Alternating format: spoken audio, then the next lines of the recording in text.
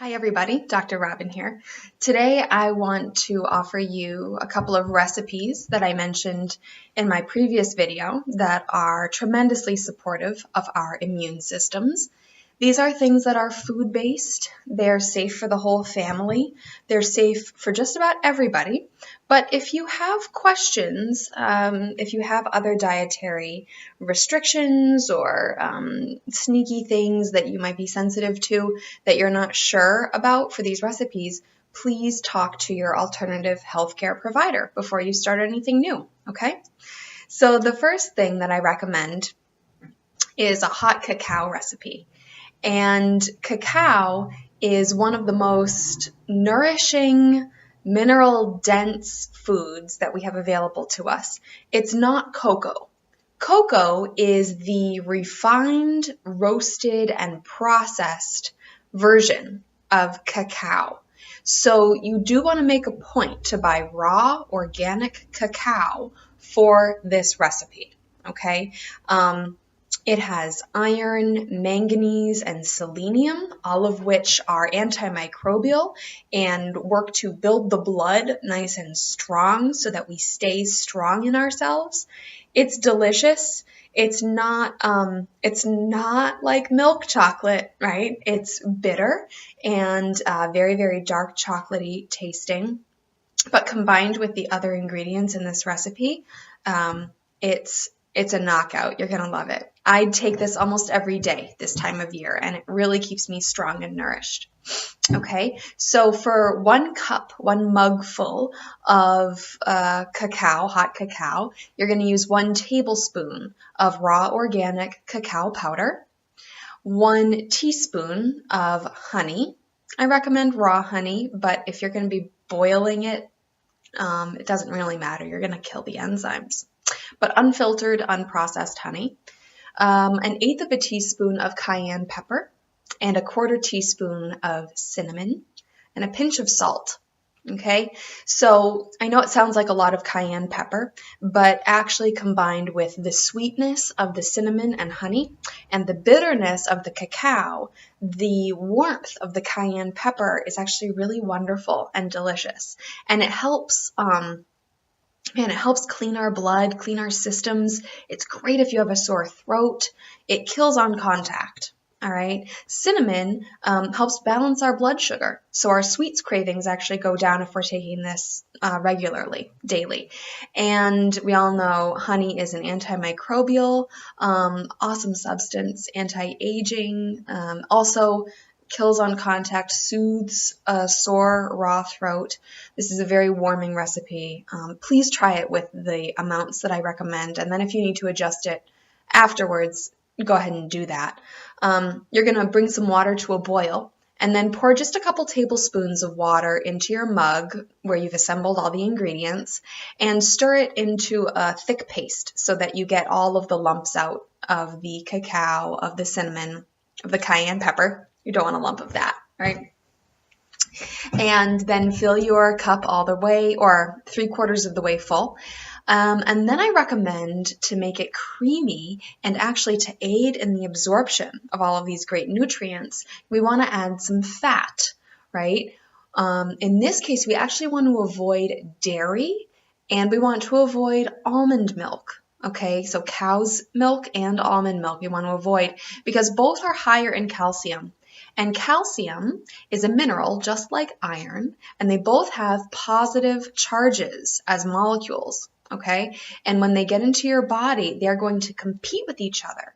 And the body is not going to absorb either the calcium or the iron efficiently. But if we choose something like coconut cream, unsweetened canned coconut milk, delicious, right? Or we choose cashew milk, cashew cream, which I'll give you the recipe for in a second.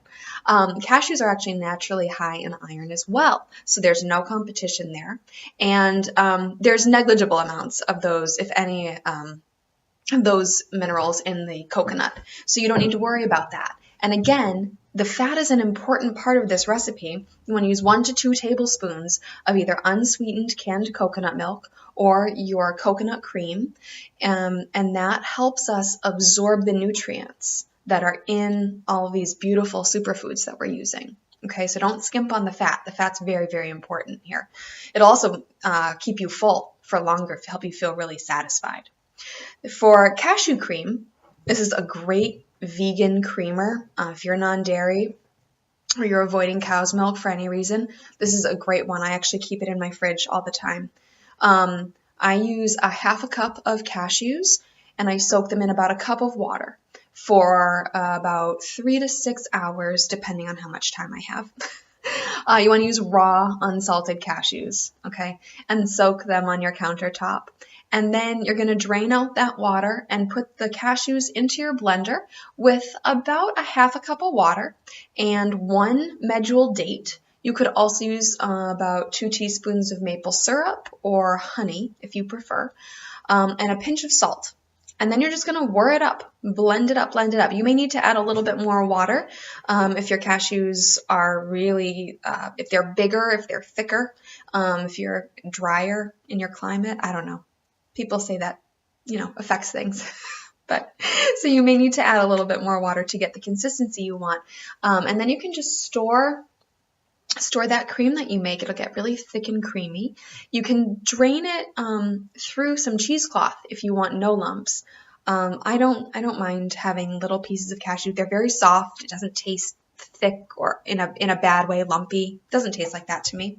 You can just store it in a glass jar in the fridge for about a week. It's good. And this recipe will give you enough for 3 or 4 servings, depending on how much you're using. Okay? So the other thing that I wanted to share with you is a broth recipe. And I definitely recommend using bone broth as your base. If you're vegetarian or vegan, just use water or vegetable stock. Either way is completely fine. You can add some miso to this, but the rule with miso is that we add it at the very end of cooking, right before you're about to drink the broth. Okay, so you don't cook miso for a long time. You don't bring it to a boil or anything like that. You buy miso in the refrigerator section.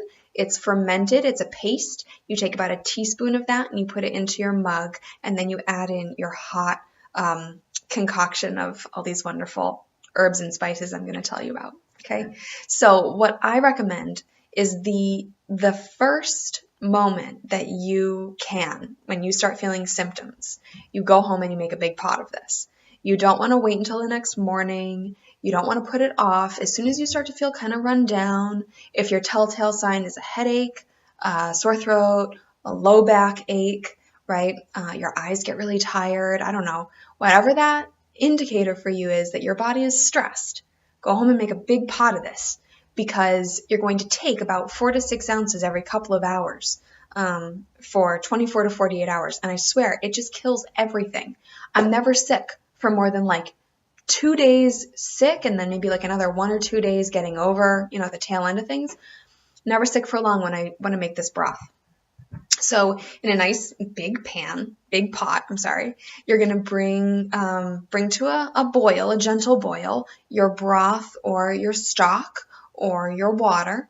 And then you're going to add in 1, so the proportions are tricky here. I'm thinking of a big stock pot that's about probably 10 cups of liquid, at least, maybe 12 cups of liquid. So for that amount of liquid, I use 3 onions and I use a whole head of garlic. That's not a clove. That's the whole white thing that you, what I do is I saw it in half. I don't take off any of the skin. I cut it in half and I drop the 2 halves into the water. Okay, then I roughly slice up my onions. I do take the root ends off of these things so there's not dirt, unless you're growing it in your backyard, then dirt's great. But very roughly chop these things up.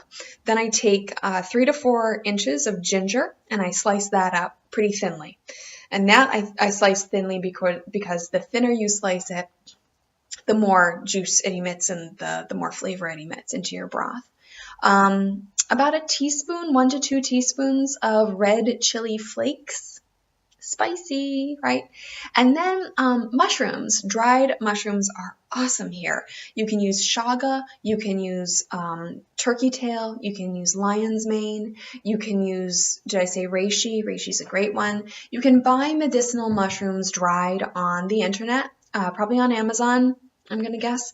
There are other websites that do a great job. And shiitake is another wonderful one. Sometimes you can find them in the grocery store. And just put about a cup, if you can, of dried mushrooms in there. Mushrooms, the DNA of mushrooms is actually very similar to the DNA of humans. And there's some really important immunosupportive properties that mushrooms, medicinal mushrooms have, that we can really benefit from. So you want to bring all of this to a gentle boil over your stove, and then reduce it down to simmer and let it simmer very, very low heat for 45 minutes to an hour. I generally bring this up to a boil and then I let it simmer. I say it's going to be an hour. It's probably closer to an hour and a half to 2 hours because I forget.